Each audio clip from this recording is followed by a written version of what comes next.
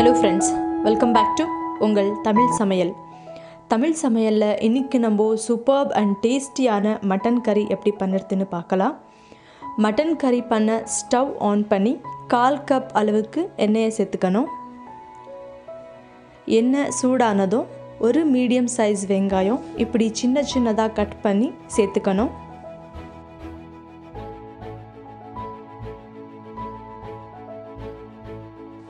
இது கொஞ்சம் ஃப்ரை பண்ணி ஆனதோ இதோட 2 பிரியாணி இலையை சேர்த்து ஃப்ரை பண்ணி மட்டன் சேர்த்துக்கணும்.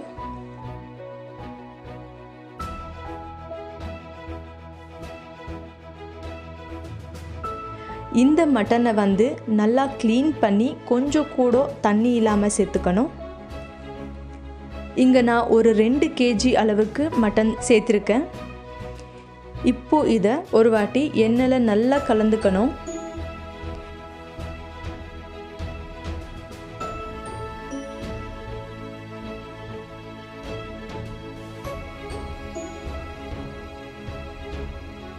எண்ணெயில் ஒரு வாட்டி நல்லா கலந்து கொடுத்ததும் 1 டீஸ்பூன் மஞ்சள் தூள், 2 ஸ்பூன் உப்பு சேர்த்து உப்பு மஞ்சள் தூள் எல்லா பீசஸ்க்கும் மிக்ஸ் ஆகிற மாதிரி கலந்துக்கணும்.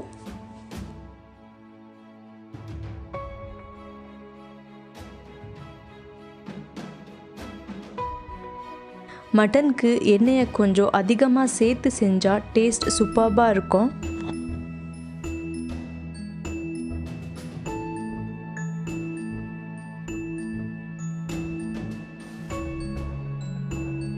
கொஞ்சம் கூட தண்ணி சேர்க்காம இந்த மட்டனில் இருக்கிற தண்ணி எல்லாமே கம்ப்ளீட்டாக ட்ரை ஆகிற மட்டும் இதை வேக வச்சுக்கணும்.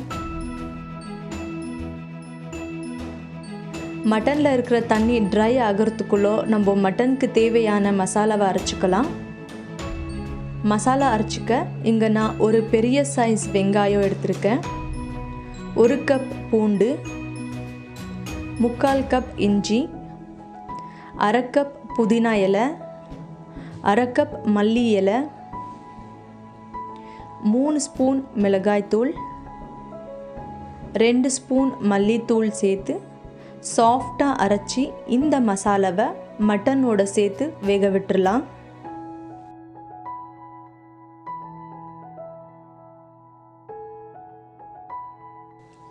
இது வேகிறதுக்குள்ள இன்னொரு மசாலா அரைச்சிக்கலாம்.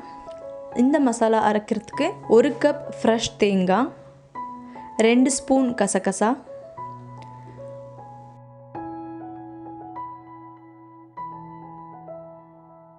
14 கிராம்பு, 1 அனாசி பூ, 3 4 லவங்க பட்டை, சின்னது 2 பிரியாணி இலை, ஒரு 4 ஏலக்காய், 15 முந்திரி பருப்பு, 1/2 டொமேட்டோ சேர்த்து இதோட தண்ணி சேர்த்து நல்லா ஃபைன் பேஸ்ட்டாக அரைச்சி மட்டனோட சேர்த்துக்கணும்.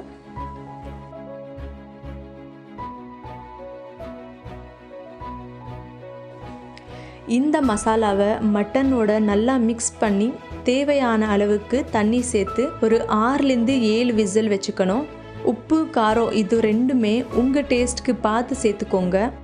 இந்த கிரேவிக்கு இங்கே நான் கரம் மசாலா பவுடர் யூஸ் பண்ணாமல் அப்படியே ஸ்பைசஸ் சேர்த்துருக்கிறதுனால கிரேவி ரொம்பவே டேஸ்டியாக வரும்.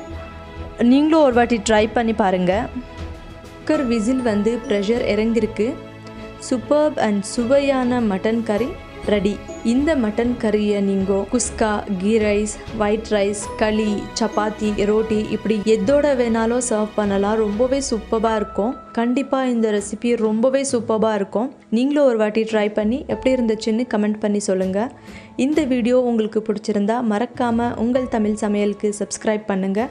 அப்படியே நோட்டிஃபிகேஷன்ஸ்க்காக பெல் ஐக்கான் கிளிக் பண்ணுங்கள். Love you all. Take care.